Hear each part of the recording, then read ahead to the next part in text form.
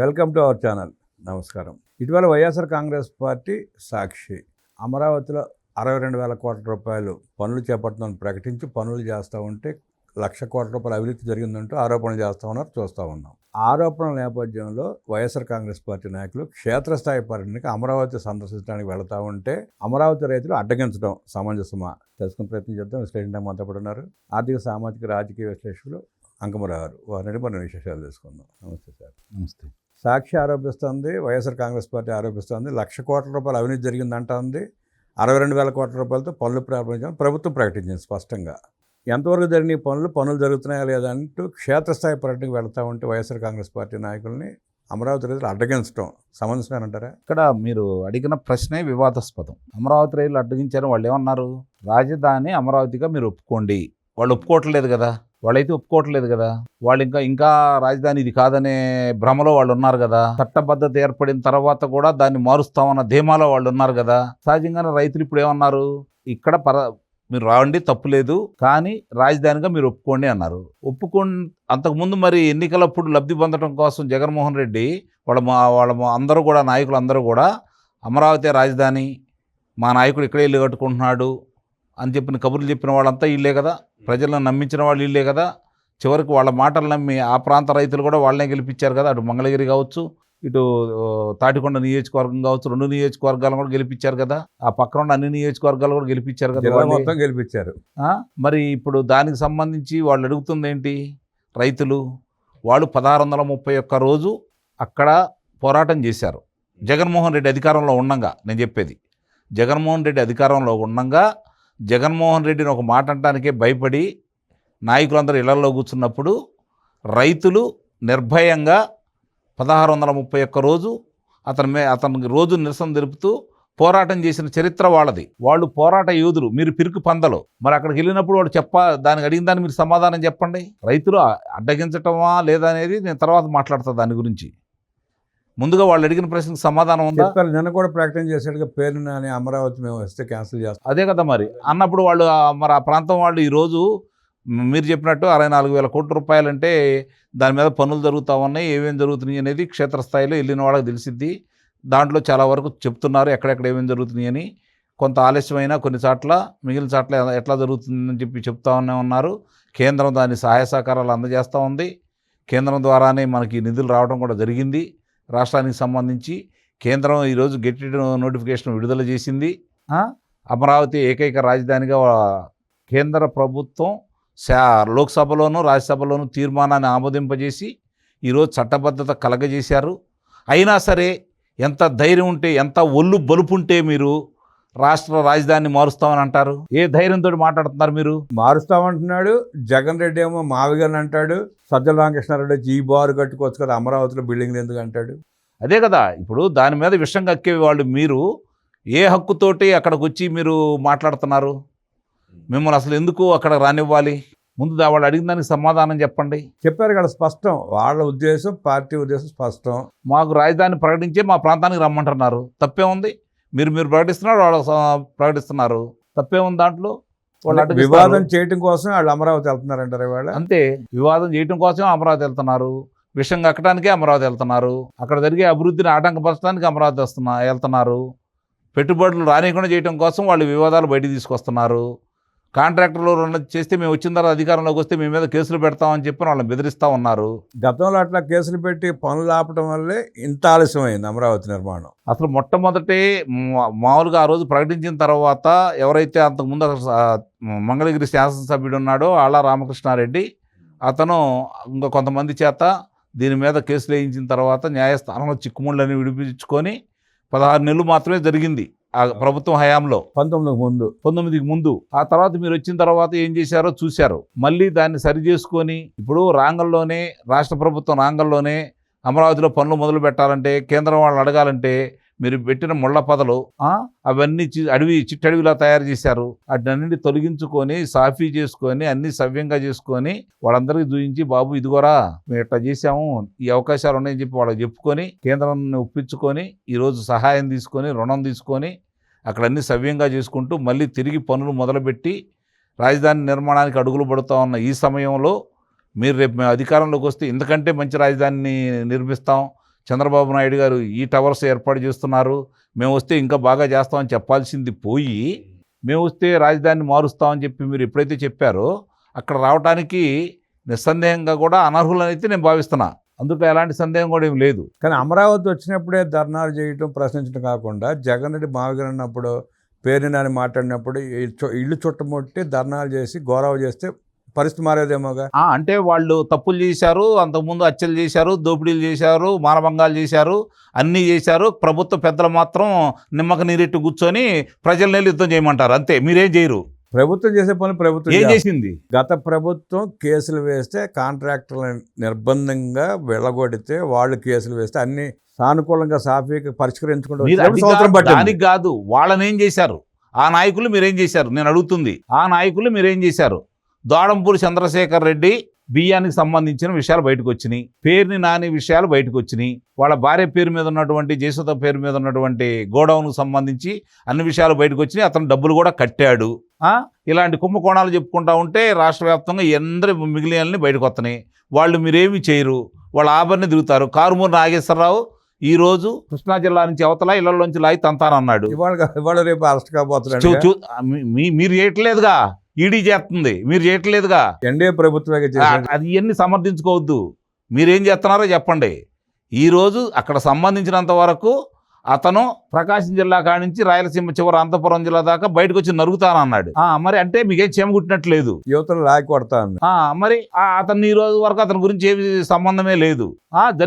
జరిగిన విషయాలు ఈ ప్రభుత్వం వచ్చిన తర్వాత, ఈ కూటమి ప్రభుత్వం ఉన్న తర్వాత వాళ్ళు చేసిన అరాచకాలకు కానీ దీనికి కానీ చట్టం తన పని చేసుకుందని చెప్పి మీరు చేసుకుంటా ఉన్నారు. అంటే ప్రజలు తిరగబడాలా? ఏం చేయకుండానే, సంబంధం లేకుండానే ఈడీ అరెస్ట్ చేస్తామంటే కూడా బీసీ నాయకుడిని అరెస్ట్ చేస్తారా అనే ధర్నాలు చేస్తున్నారు, ప్రశ్నిస్తున్నారు. అంటే ఎవరో ఒకడు ప్రశ్నిస్తాడని వాళ్ళు తప్పులను వదిలేస్తారా? ఆడమనిషి చెప్పని పేరునాని భార్యని, ఆడమనిషి చెప్పని రోజాని, ఆడమనిషి చెప్పని విడుదల రజనీని ఇష్టరీతిగా మాట్లాడుతున్నా కూడా, వాళ్ళు ఎన్ని కార్యక్రమాలు చేసినా కూడా, వాళ్ళు మేము తప్పు చేసామని చెప్పి డబ్బులు కట్టినా కూడా వదిలేస్తారా? లోతైన విచారణ జరుగుతుంది సార్, జరుగుతుంది. చేయండి. లోతు కాకపోతే గోతులు తీయండి. ఎవడొద్దన్నాడు? చూస్తారు జనం. ఆ గోతులలో కప్పడిపోయే పరిస్థితి కూడా వస్తుంది. ఎవరిని కప్పెడతారో చూస్తారు. ఎవరైనా కప్పెట్టే శక్తి ప్రజలకు ఉంది. వాళ్ళు వీళ్ళనే చూడరు. తప్పు ఎవడు చేస్తే వాడికి ఆ గోతులోనే వేస్తారు.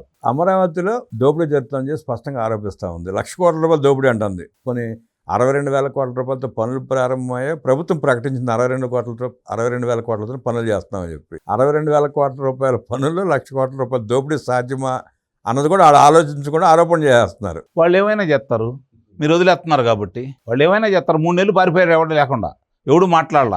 వర్రా రవీందర్ రెడ్డిని, బోరగడ్డ అనిల్ని, పోసాని కృష్ణమురళిని అరెస్ట్ చేయడంలోనే సోషల్ మీడియాలో ఆగిపోయినాయి. మళ్ళీ ఈరోజు ఎందుకు విజృంభిస్తూ ఉన్నారు? ఇష్టారీతికి ఎందుకు మాట్లాడుతూ ఉన్నాడు? గుడివాడ అమర్నాథ్ కావచ్చు, లేకపోతే నిన్న పేరుని నాని కావచ్చు, అంబటి రాంబాబు కావచ్చు. అంబటి రాంబాబుని అరెస్ట్ చేస్తే మళ్ళీ 15 రోజులు బెయిల్ వచ్చింది. మీరు వాళ్ళు మాట్లాడే దాని గురించి నేను ప్రశ్నిస్తున్నా, న్యాయస్థానాల గురించి నేను ప్రశ్నించట్లా. అవును, బెయిల్ ఆ రకంగా ఇస్తామంటే ప్రభుత్వం అరెస్ట్ చేసి మాత్రం ఉపయోగం ఉంది అంటే అందుకని వదిలేస్తారా? ఇప్పుడు వదిలేయటం కాదు. మీకు తెలియదా రాజ్యాంగం గురించి? మీరు రెడ్ బుక్ అని చెప్పింది మీరే కదా, వాళ్ళు వస్తే వాళ్ళు తాడతీస్తామని చెప్పింది మీరే కదా, కుంభకోణాలు జరుగుతాయని చెప్పింది మీరే కదా, అధికారులు ఆ రోజు పలానాళ్ళు తప్పులు చేశారు వాళ్ళు తాడతీస్తామన్న వాళ్ళు మీరే కదా. ఏ అధికారి మీద చర్యలు తీసుకున్నారు చెప్పండి నాకు. అంతే. ఇంకా రెడ్ బుక్ ఓపెన్ చేయకముందు రెడ్ బుక్ అంటే ఏడుస్తూ ఉన్నారు. అంటే 2 సంవత్సరాల 15 రోజులు అయినా కూడా ఇంకా రెడ్ బుక్ మీరు ఓపెన్ చేయాల. ఎప్పుడు చేస్తారు? ఆ టైం రావట్లేదు. ఎప్పుడు 2039, 2044, 2029 లోపు వీళ్ళందరూ పోటీ చేయడానికి అనర్హులై జైల్లో ఉండే పరిస్థితి ఉంటుంది. మీరు చెప్పండి, వాళ్ళు చెబుతారు, జనం వింటారు. ఎవరిని ఎక్కడ కూర్చోబెట్టాలో జనానికి బాగా తెలుసు. ఇప్పుడు అమరావతి నిర్మాణ దశ ఏ దశలో ఉందండి? నిర్మాణ దశ 2014 నుంచి 2019 వరకు అక్కడ నిర్మాణం అనుకున్న తర్వాత చివరి 16 నెలలు పనులు చాలా వేగవంతంగా, డబ్బులు లేని సమయంలోనే అద్భుతంగా జరిగాయి. ఇప్పుడు ఎందుకు ఆలస్యం అవుతుందో వాళ్ళే చెప్పాలా. ఇప్పుడు ఆలస్యం అవడానికి కారణం చెప్తాను. ఆలస్యం అంటే నేను అనేది పనులు, నిధులు పుష్కలంగా ఉండా కూడా పనులు వేగవంతంగా కొన్ని చోట్ల జరగట్లేదండి. కొన్ని చోట్ల ఫౌండేషన్ స్థాయిలో ఆలస్యం అవుతాయి సహజంగానే. ఫౌండేషన్ అంతా పూర్తయిపోయిన తర్వాత ఒక లేయర్కి వచ్చిన తర్వాత అక్కడి నుంచి చకచక జరుగుతూ ఉంటాయి. దాంట్లో మనం ఏం తప్పట్టాల్సిన పని లేదు. కానీ పేరుని గన్న ఏదైతే ఈ గుత్తేదారులు ఉన్నారో వాళ్ళు కూడా ఆశించిన స్థాయిలో పనులు జరగట్లేదు. మన ముఖ్యమంత్రి గారు చెప్పారు, మీరు నేను చెప్పడం కాదు, ముఖ్యమంత్రి గారే చెప్పారు, ఆశాజనకంగా లేదనేది వాస్తవం. దానికి ఎవరి ప్రమేయం ఉంది, ఎవరి వల్ల ఆలస్యం అవుతుందనేది నిగ్గు తేల్చాల్సిన ప్రభుత్వం మీరు నేను కాదు. ప్రభుత్వం ఇంక తేల్చడానికి 2019-24 మధ్య కాలంలో కాంట్రాక్టర్లను ఒత్తిడి చేసి వాళ్ళ వర్క్లు విరమింపజేసి కోర్టులో కేసులు పట్టడం మూలంగా ఆ రోజున రేట్లు వేరు, ఇవాళ రేట్లు వేరు. ఈ రేట్ల అడ్జస్ట్మెంట్, ఆ కోర్టులో కేసులు విత్డ్రాల్స్, రాజీలు, సెటిల్మెంట్ల మధ్య కాలయాపన జరుగుతూ ఉంది. అంటే ఈ అయిన తర్వాత పనులు మొదలు పెట్టారా, పనులు మొదలు పెట్టిన తర్వాత ఈ మొదలు పెట్టారా? 2019 తర్వాత నేను అడిగిన దానికి సమాధానం చెప్పండి. మీరు పనులు అవి క్లియర్ అయిన తర్వాత పనులు మొదలు పెట్టారా, మళ్ళీ కాంట్రాక్టులను పిలిచారా? పనులు మొదలు పెట్టిన తర్వాత వాటి గురించి చర్చ వచ్చిందా? అది క్లియర్ అయినాక పనులు మొదలుపెట్టి మీరు చెప్పారు ఏమని, 85% పూర్తి అయిపోయినాయి, సచివాలయానికి సంబంధించిన ఉద్యోగస్తుల భవనాలు కావచ్చు, వాళ్ళే కావచ్చు, ఏలే కావచ్చు అని. 2 సంవత్సరాల 15 రోజులు అయింది, అవి పూర్తి కాలేదు, దాంట్లో గౌరవ రాలేదు. మీరు చెప్పండి ఎందుకు ఆలస్యమైనయో. అది తీసేద్దాం, మీరు మాట్లాడిన దాని తర్వాత మాట్లాడుకుందాం. అది ఎందుకు ఆలస్యమైందో చెప్పండి. రోడ్ల నిర్మాణం, డ్రైనేజీ, వాటర్, అరే భవనాలు పూర్తి చేయడానికి రోడ్లు భవనాలు కంప్లీట్ అయిపోయినాయి. మరి దాంట్లో నివాసయోగ్యంగా ఎన్నాళ్ళు పట్టింది రోడ్డు?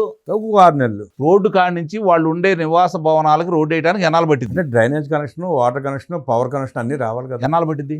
ఇది ఇంకొక 6 నెలలు మొత్తం కంప్లీట్ అయిపోతుంది. అంటే ఈ ఒక్కదానికి 6 నెలలు పడితే మిగిలిన మొత్తం అంటే అట్లా కాదుగా. ఇప్పుడు ఐఏఎస్, ఐపీఎస్ క్వార్టర్స్ ఉన్నాయి, దానికి కరెంట్ ఇవ్వాలన్నా లేదా డ్రైనేజ్ సిస్టమ్ కలపాలన్నా మొత్తం అంతా కంప్లీట్ అవ్వాలిగా. అవన్నీ కంప్లీట్ లింక్ చేసుకుంటూ రావాలిగా. దీని ఒక్కదానికి ప్రత్యేకంగా తీసుకొచ్చే పరిస్థితి కాదు కదా అది. నేను అవి పూర్తి చేశారు, కంప్లీట్ అయిపోయింది, బిల్డింగ్లు పూర్తి అయిపోయినాయి, కంప్లీట్ అయిపోయినాయి. మొన్న కొన్ని ప్రారంభోత్సవం కూడా చేశారు కదా, జడ్జిస్ క్వార్టర్స్ ప్రారంభమవుతుంది. ఫార్మర్ చేశారు. వాళ్ళకి ఎట్లా వచ్చింది కరెంటు? ఇవ్వలే. ఇంకా మీకు అండర్ గ్రౌండ్ కేబుల్స్ ఇవన్నీ మొత్తం రెడీ అవ్వాలా. వాళ్ళు ఏమి లేకుండానే ఉంటున్నారా? ఇంకా గృహప్రవేశాలకు ఇచ్చారు, 4-5 క్వార్టర్స్ కంప్లీట్ అయినాయి, అక్కడ ఉంటున్నారు టెంపరీగా. మరి హైకోర్టు ఎలా నడుస్తుంది, సచివాలయం ఎలా అవి నడుస్తుంది? నడుస్తాయి. ఎట్లా? అవి పాత కట్టడాలు. ఎట్లా? ఆ లైన్ వేరు, ఇప్పుడు వచ్చే ఈ లైన్ అంతా వేరు. ఇదంతా అండర్ గ్రౌండ్ డ్రైనేజ్ సిస్టమ్ కదండి ఇప్పుడు వచ్చింది. పైప్ లైన్స్ కూడా అండర్ గ్రౌండ్, ఎలక్ట్రిసిటీ కూడా అండర్ గ్రౌండ్, ఇవన్నీ కంప్లీట్ కావాలిగా. రహదారులకు సంబంధించి మీరు చెప్తే నేను వింటా. ఎందుకంటే పెనుమాక ఆ ప్రాంతాల్లో, ఉండవల్లి పెనుమాక ఆ ప్రాంతాల్లో రైతులు సహకరించట్లేదు కాబట్టి కనెక్టివిటీ రోడ్ల కోసం అవన్నీ చేసుకుంటే ఇది చేసుకోవడానికి సంవత్సరాలు, 6 నెలలు, వేల సంవత్సరాలు పడతాయి అంటే వినటానికి మేము పిచ్చాళ్ళం కాదు. టెక్నికల్ ప్రాబ్లం లేకుండా ఎందుకు డిలే అవుతుంది? బిల్డింగ్ అంతా కంప్లీట్ చేసి కనెక్షన్ ఇవ్వలేదండి, ఏదో టెక్నికల్ ప్రాబ్లం ఉంటుంది. ఈ టెక్నికల్ ప్రాబ్లం అంటే సాల్వ్ చేసేయాల్సిన బాధ్యత మీద. సాల్వ్ చేయటం అంటే అక్కడ వరకు పరిమితం అయితే సాల్వ్ అయిపోతుంది ఏదో రకంగా. అక్కడ వరకే ఆంధ్ర రాష్ట్రం మొత్తం చేస్తున్నారా ఏంటి? ఆ అమరావతి నిర్మాణం వరకు చేయాలిగా, మిగతాన్ని లింక్ చేసుకోవాలిగా. ఇప్పుడు అక్కడున్న నివాస భవనాలకి, రహదారులకి ఇప్పుడు రహదారి ఉందిగా, హైకోర్టుకి వెళ్తున్నారుగా, దాని మీద నుంచి వస్తున్నారుగా. అంటే అండర్ గ్రౌండ్లో అక్కడ చేసినట్టే కాదా? కంప్లీట్ కావాలా, అదే నడుస్తుంది వరకు. ఇప్పుడు ఏది రోడ్ వర్క్ కంప్లీట్ కావాలా, ఈ సైడ్ అండర్ గ్రౌండ్ అది రోడ్డు వర్క్ మీరు చెప్పేది అది కాదండి. ఇక్కడ చేసుకుంటా వచ్చారు ఇంటర్నల్ రోడ్స్. ఇప్పుడు ఇంటర్నల్ రోడ్స్కి వచ్చేతలికి హైవే మీద వేసినంత పెద్ద చేయాల్సిన అవసరం అయితే లేదుగా. పెద్ద లేదు కానీ దీని రోడ్డు కూడా పర్ఫెక్ట్ గా చేసుకోవాలిగా. మీరు ఇప్పటికే ప్లానింగ్ లేదు. ప్లానింగ్ లేకుండా ఎందుకు? పక్కా ప్లాన్ ఉంది. పక్కా ప్లాన్ అంటే మాటల వరకే పరిమితం అవుతుంది. ఇప్పుడిప్పుడే రూపాలు వస్తున్నాయి, అది కూడా చెబుతున్నాను నేను. ఇప్పుడిప్పుడే రూపాలు వస్తున్నాయి, అది పూర్తి చేయాలా. వేగవంతంగా అది లేదనేది వాస్తవం. మీరు ఎంత సమర్థించినా అక్కడికి వెళ్ళినాక తెలిసిద్ది. ఇక్కడ కూర్చొని మీరు మాట్లాడితే మీకు తెలియదు.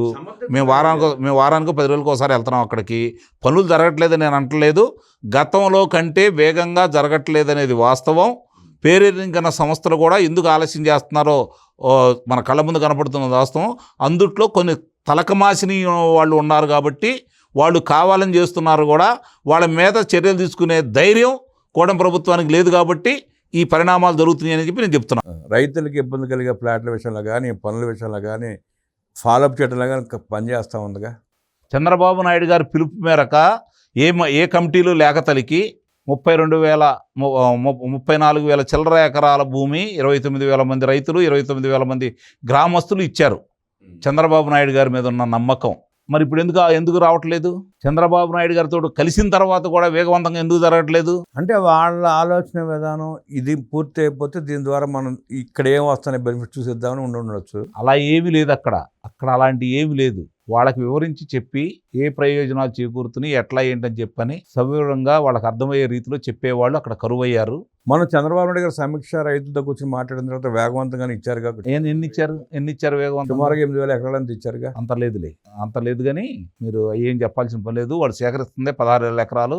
అంత లేదు. 16,000 ఎకరాలు 8,000 ఎకరాలు ఇవ్వలేదా? ఇవ్వాల. ఎన్ని ఎకరాలు ఇచ్చారు ఇప్పటికి? 2,000 చిల్లరేం వచ్చింది. అలాగే జగన్మోహన్ రెడ్డి అడ్డుపడ్డా కూడా ఆగలేదు. మరి ఆగలేదు కదా. సిఆర్డీ ఆ మెయిన్ రోడ్డు వరకు, ఆ రోడ్డు వరకు కొంచెం డిస్టర్బెన్స్ ఉంది. అవి కూడా క్లియర్ అయిపోయినాయి. వాళ్ళు కూడా ఒప్పుకున్నారు, రిటర్న్ ఇచ్చేస్తున్నారు. ఇప్పుడు వాళ్ళు కూడా ల్యాండ్స్ ఇస్తున్నారుగా. అందరూ ఇవ్వట్లేదులే, ఇంకా అది అట్లానే ఉంది. మొన్న జగన్మోహన్ రెడ్డి దగ్గరికి వెళ్ళిన ఒక రైతు వచ్చేసి 1 ఎకరన్నర ఇచ్చాడు, మిగిలిన కూడా ఇస్తానన్నాడు. నిదానంగా ఒక్కొక్క మరి ఎంతమంది వస్తారో, రాకపోతే ప్రభుత్వం ఏం చేయాలో అది అంటే చేస్తుంది. ల్యాండ్ పూలింగ్ కింద ఇచ్చేస్తామని చెప్పి చర్చలు జరుపుతున్నారు, వాళ్ళు కూడా వస్తున్నారు. చూద్దాం, అది మంచే కదా, మనం చేసుకుంటామంటే మంచి చూద్దాం. ఇప్పుడు అక్కడ వీళ్ళు అపోహలు పడ్డట్టుగా, రైతులు అపోహలు పడ్డట్టుగా చిన్న చిన్న ఇబ్బందులు కూడా లేకుండా చూసుకోవాలని ప్రభుత్వం ప్రయత్నం చేస్తుందనే దానికి నేను సంపూర్ణ మద్దతు ప్రభుత్వానికి తెలియజేస్తున్నా. దాంట్లో రైతులకి కొంతమంది ఊహించినట్టుగా రోడ్డు సోలు వస్తాయి, లేకపోతే వాస్తుకు విరుద్ధంగా వస్తాయి అనేది ఒట్టి మాటలు. అంతకుముందు ఏదన్నా వాళ్ళు ప్లాన్ వేసుకున్నా కూడా ఇప్పుడు రహదారులు నిర్మించిన తర్వాత, వాళ్ళకి అన్ని ఏర్పాట్లు చేసిన తర్వాత, వాళ్ళకి సంబంధించిన ప్లాట్లు ఏదన్నా ఉంటే, ఏదన్నా వీధి పోట్లు ఉంటే అది ప్రభుత్వమే అటు పెట్టుకుంటుంది. రైతులు గట్టి పరిస్థితులు ఇవ్వదు, రైతులను అన్యాయం చేయదు. ఆ విషయంలో నేను సంపూర్ణ మద్దతు.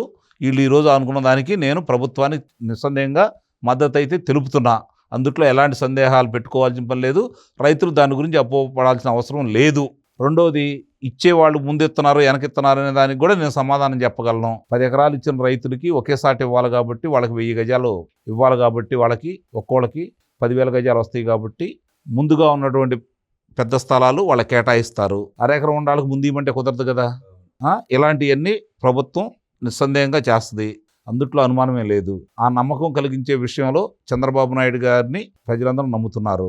కానీ మధ్యలో ఎవరు అడ్డు పడుతున్నారో మీకు నాకు తెలుసు, ప్రజలకు కూడా తెలుసు. అక్కడ సరిగ్గా వాళ్ళు ముందుకు తీసుకెళ్లే క్రమంలో కొంతమంది వాళ్ళని సమర్థించవచ్చు, కానీ తప్పనిసరి పరిస్థితుల్లో చంద్రబాబు నాయుడు గారు ఏమనుకుంటారో, లోకేష్ బాబు గారు ఏమనుకుంటారో అనే భయం కొద్దీ వాళ్ళని సమర్థించవచ్చు, కానీ వాళ్ళ పనితీరు మాత్రం ఆశాజనకంగా లేదనేది వాస్తవం.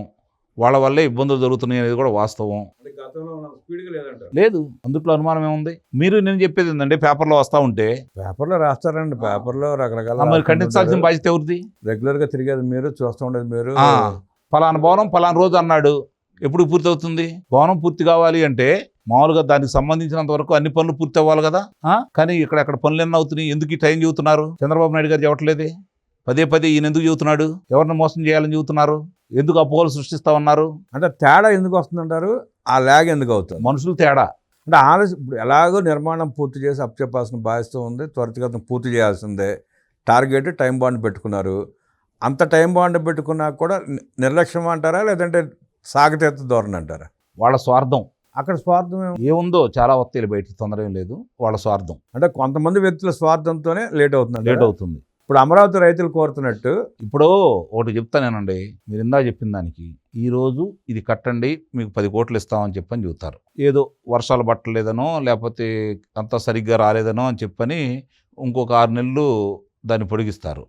6 నెలల్లో ఇంకో 2 కోట్ల రూపాయలు పెరిగినాయి అంటారు. 12 కోట్లు. ప్రభుత్వం ప్రజల డబ్బే ఇది, వేరే వాళ్ళ దగ్గర నుంచి వచ్చే కాదు కదా. ఈ లోపు ముందైపోతే ఆ 2 కోట్ల రూపాయలు ప్రభుత్వానికి మిగులుతాయి కదా.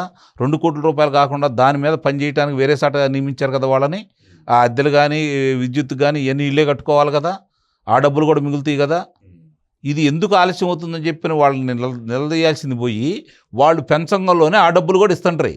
వాళ్ళు ఎందుకు పూర్తి చేస్తారు? వాళ్ళకి లాభాలు వస్తున్నాయా లేవు అక్కడ? మీరు ఇది అర్థం చేసుకోరేంటి?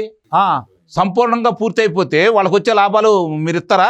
అంటే కొంతమంది స్వార్థపూరితంగా వ్యవహరించిన బట్టే రేట్లు పెరుగుతాయని నిర్లక్ష్యానికి డిలే అవుతాం. అంతే. ఇప్పుడు అమరావతి రైతులు వైఎస్ఆర్ కాంగ్రెస్ పార్టీ నాయకులు అడ్డగించినట్టు జగన్మోహన్ రెడ్డి స్పష్టత ఇస్తే తప్ప రావద్దని వాళ్ళు స్పష్టంగా ప్రకటిస్తున్నారు. జగన్మోహన్ రెడ్డి స్పష్టత ఇవ్వడు, ప్రకటించడు. అమరావతి రాజధాని అని చెప్పి జగన్ రెడ్డి చెప్పే అవకాశం లేదు.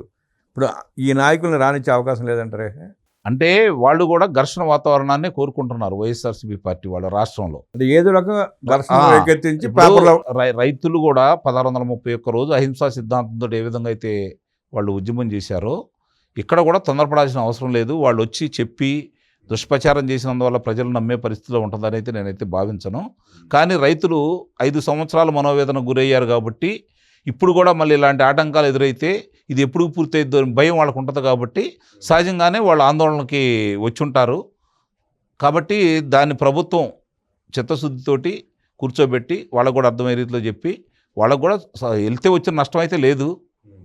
వాళ్ళ బుద్ధి జనానికి తెలిసింది కాబట్టి, మీరే కదా వాళ్ళని ఓడించింది కాబట్టి మళ్ళీ వాళ్ళకి మీరు ఓట్లు వేయరు కదా, నిర్మాణాల స్థాయి కూడా చూసుకుంటారు కాబట్టి అది పెద్ద ఇబ్బంది అనే కాదు. కాకపోతే వాళ్ళ ప్రవర్తన వీళ్ళకి మానసికంగా ఇన్ని క్షోభ అనిపించారు కాబట్టి సహజంగానే ఉంటుంది. కాబట్టి ఆ విషయంలో వాళ్ళు కూడా సమన్వయం పాటిస్తే మంచిది అనేది నా యొక్క అభిప్రాయం.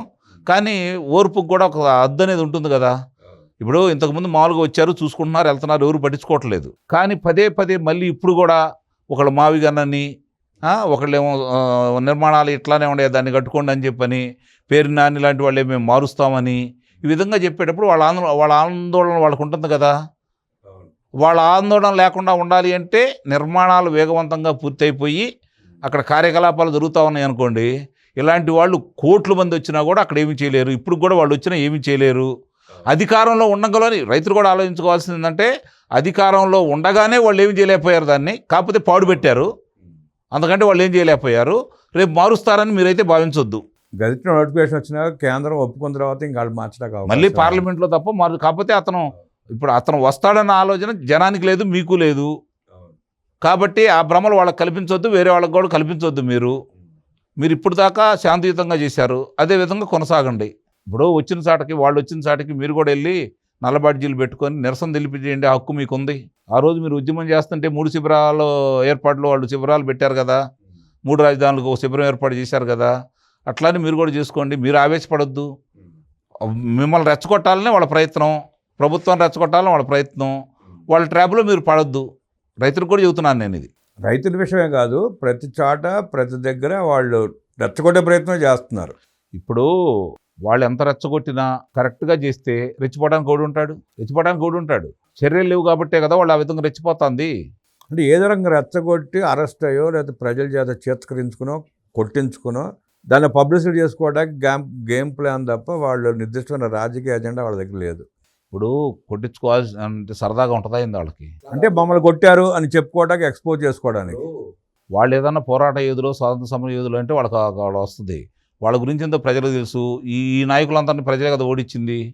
దానివల్ల వాళ్ళకేదో ఒరిగిద్దని కానీ, ఇప్పుడున్న వాళ్ళకి నష్టం జరిగిద్దని కానీ భావించాల్సిన అవసరం అయితే ఏమి లేదు.